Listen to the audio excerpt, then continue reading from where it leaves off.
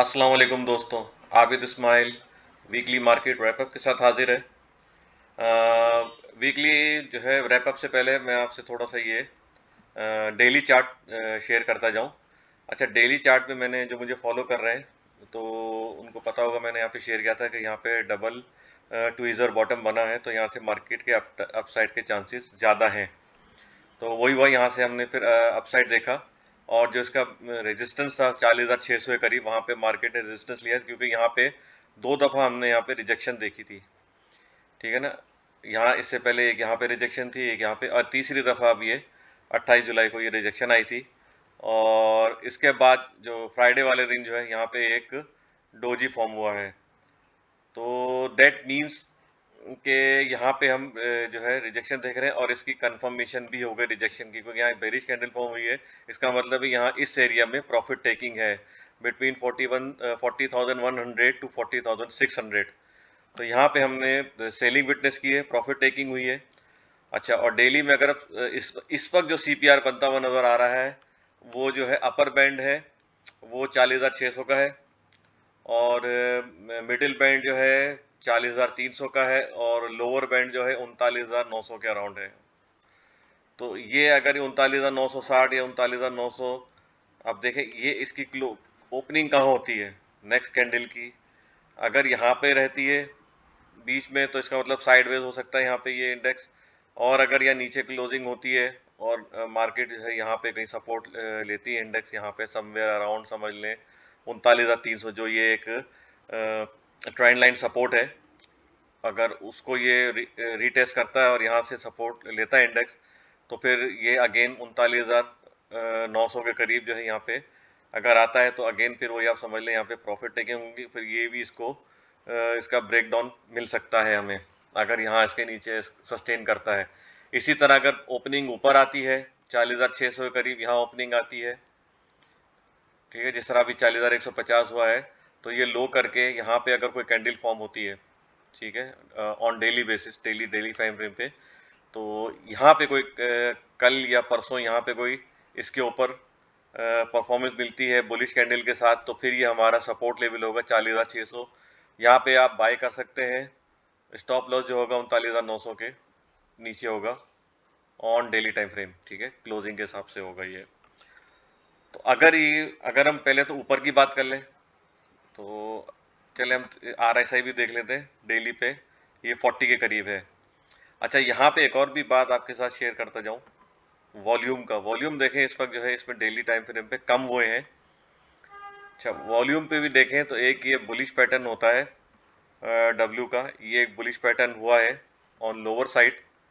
तो उसको अगर हम देखें तो यहाँ से अपसाइड अगर वॉल्यूम अगेन फिर यहाँ से कोई अच्छा मिलता है हमें, तो हम मजीद अपसाइड देख सकते हैं, अच्छे वॉल्यूम बनते हुए देख सकते हैं। अच्छा, अब इसमें वॉल्यूम ज़रूरी नहीं है कि जो है बुलिश वॉल्यूम हो, या सेलिंग भी आ सकती है, जिस तरह ये वॉल्यूम बढ़ा था यहाँ पे। तो अब मैं आपको आगे बताता हूँ। पहले आप वॉल्यूम का समझ लें कि वॉल्यूम जो है अगर ये डब्ल्यू बना है, तो यहाँ पे वॉल्यूम अच्छे बनने के चांसेस हैं आगे, लेकिन ये वॉल्यूम डाउन साइड पे बनेंगे अप साइड पे, ये अभी आपको मैं समझाता हूँ। अच्छा, अब इसमें देखें, जैसे ये जो है एक और डोजी फॉर्म हुआ है, जिसको हम टेक्निकल टर्म्स में कह सकते हैं ट्वीजर टॉप। जिस तरह यह ट्वीजर बॉटम बना था तो हमने अपसाइड देखा, इसी तरह हमने बहुत जल्द ही यहाँ पे ट्वीजर टॉप बनते हुए देखा है, और ये एक यहाँ पे कुछ तीसरी दफा भी बन सकता है, और यहाँ से फिर ये मार्केट ऊपर या नीचे परफॉर्म कर सकती है। क्योंकि अगर ये ऊपर यहाँ पे एक बुलिश कैंडल, जिस तरह मैंने पहले बोला कि 40,600 पे सस्टेन करती है, तो फिर ये ट्वीजर बॉटम समझा जाएगा। जिस तरह यहाँ पे मैं आपको एक मिसाल दे दूं कि यहाँ पे एक ये बॉटम बना, एक ये बॉटम बना, तो ट्वीजर बॉटम था, लेकिन इसकी कंफर्मेशन जो है बेरिश कैंडल के साथ हुई, तो ये नीचे आ गया। तो ये देखें, ये दो ट्वीजर टॉप कहला गए। तो हो सकता है यहाँ पे कोई अगर बुलिश कैंडल फॉर्म होती है, तो फिर ये ट्वीजर बॉटम कहलाएगा, अदरवाइज ये ट्वीजर टॉप होगा अगर बेरिश कैंडल के साथ, तो यहाँ से ये नीचे आ सकता है इंडेक्स। और इंडेक्स का जो सपोर्ट मैंने आपको बताया अभी, ये 39,300 के अराउंड ये ट्रेंड लाइन सपोर्ट जो है ये हो सकता है। और इसके बाद जो एरिया ऑफ वैल्यू है, वो भी आपके साथ शेयर करता जाऊँ। 39,600 से लेके 38,800, यहाँ इस इंट्राडे में यहाँ पे ये 38,800 भी रिटेस्ट कर सकता है। अगर कोई ऐसी न्यूज़ आती है इकोनॉमिक साइड पे, पॉलिटिकल फ्रंट पे, तो काफ़ी जो मामला जो बहरान था वो तकरीबन ख़त्म हो गया है ऑलमोस्ट। तो इकोनॉमिकल साइड पे जिस तरह डॉलर की प्राइस जो है बढ़ती जा रही है, रुपी के अगेंस्ट रुपी हमारा डेप्रिशिएट हो रहा है, हमारे रिजर्व्स में कमी आ रही है, इसकी न्यूज़ है। तो जिसकी वजह से ट्रेड डेफिसिट जो है, एलसी के पैसे नहीं है, जिस तरह अभी पीएसओ की खबर आई थी, तो अभी इकोनॉमिक साइड पे जो अच्छी खबरें नहीं है, कोई पॉजिटिव ट्रिगर नहीं है। तो उसको देखते हुए डाउन साइड ज़्यादा है चांसेस, अनलेस और अनटिल कोई अच्छी न्यूज़ आ जाए ऑन इकोनॉमिक साइड पे। अगर पॉलिटिकल साइड पे भी आती है तो मुझे नहीं लगता कि मार्केट कोई अच्छी परफॉर्मेंस देगी। ठीक है, तो अभी इसको अगर हम देखें तो ये 39,600 से 38,800 के दरमियान यहाँ पे एक एरिया ऑफ वैल्यू है। यहाँ से मार्केट जो है, जिसे हम कहते हैं टेक्निकल टर्म में, यहाँ से जंप ले सकती है, ये स्पाइक दे सकती है, जिस तरह यहाँ पे एक स्पाइक आया। ठीक है, तो इसकी कंफर्मेशन करने के लिए सीपीआर जो है उसको आप देखें, और सीपीआर का जो लोअर बैंड है 39,900 फॉर डाउन साइड।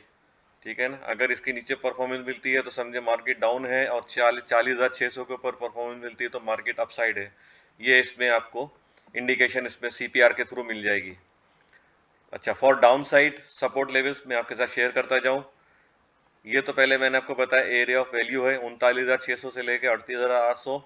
इसके बाद जो है सपोर्ट लेवल होगा 38,135, 37,286, 36,181 और 35,247। आपको राउंड फिगर में फिर रिपीट कर देता हूँ, 38,100, 37,300, 36,200 और 35,200, ये सपोर्ट लेवल्स होंगे।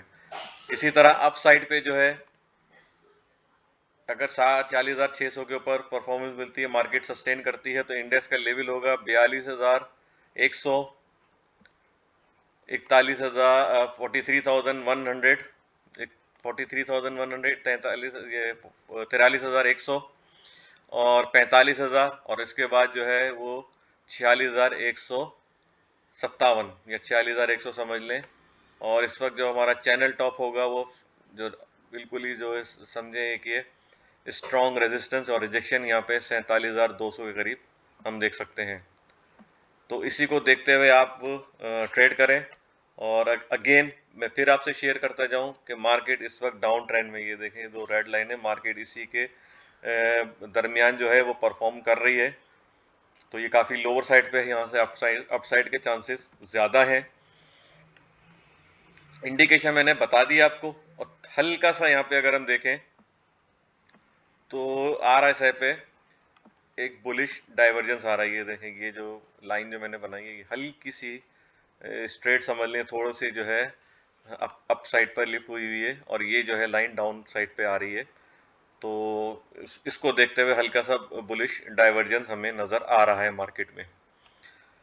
और स्टॉक के हिसाब से मैंने आपको बोला, जैसे स्पेसिफिक स्टॉक में जो है यहाँ पे हम रैली बनते हुए देख सकते हैं। जिस तरह हमने फ्राइडे को टीआरजी में अच्छी रैली बनती हुई देखी, अपर सर्किट ब्रेक हुआ।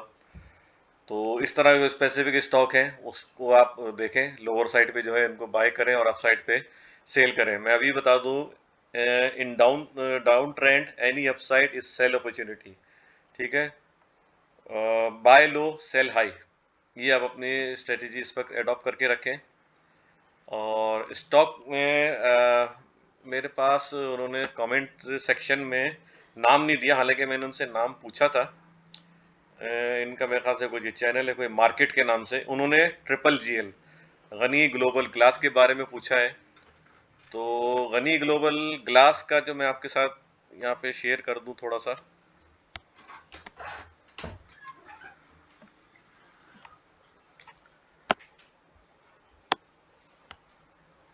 अच्छा, इसकी अगर हम देखें तो काफ़ी वॉलेटाइल रहा है, परफॉर्मेंस अच्छी रही है। यहाँ से अगर आप देखें तो ये लो था इसका 10 रुपए के अराउंड, फिर इसने हाई किया यहाँ से 16 रुपए के अराउंड।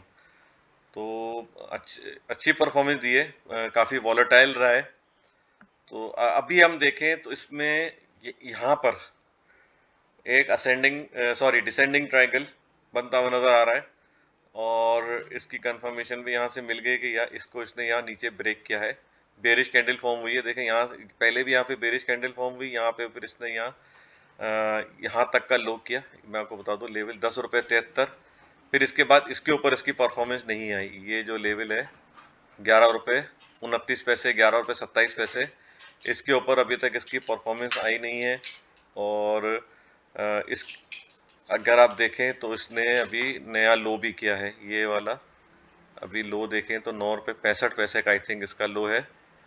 9 रुपये 67 पैसे का, 65 पैसे का, इसी का अराउंड जो है इसने अपना लो किया है। और अभी इसकी जो क्लोजिंग आई है वो 10 रुपये के अराउंड है। तो इसको अगर हम देखें तो हो सकता है कि आने वाले दिनों में ये जो है 9 रुपये 67 पैसे को दोबारा रीटेस्ट कर सकता है। और हो सकता है कि ये 9 रुपये 22 पैसे भी रीटेस्ट कर सकता है ड्यूरिंग ट्रेडिंग आवर। तो ये अच्छा सपोर्ट इस वक्त बनता हुआ नजर आ रहा है। और स्ट्रॉन्ग सपोर्ट या एरिया ऑफ वैल्यू अगर हम देखें तो 8 रुपये 70 पैसे से लेके 8 रुपये तक है। यहाँ से हमें इसका बाउंस बैक मिल सकता है। अच्छा, अगर हम फिबोनाची ट्रेसमेंट की अगर हम बात करें तो ये गोल्डन रेशियो है 1.618 जो 6 रुपये 50 पैसे का है। तो हो सकता है कि अनकरीब इसको भी रीटेस्ट करे 6 रुपये 50 पैसे का राउंड। तो यहाँ पे लेके आप इसको होल्ड कर सकते हैं।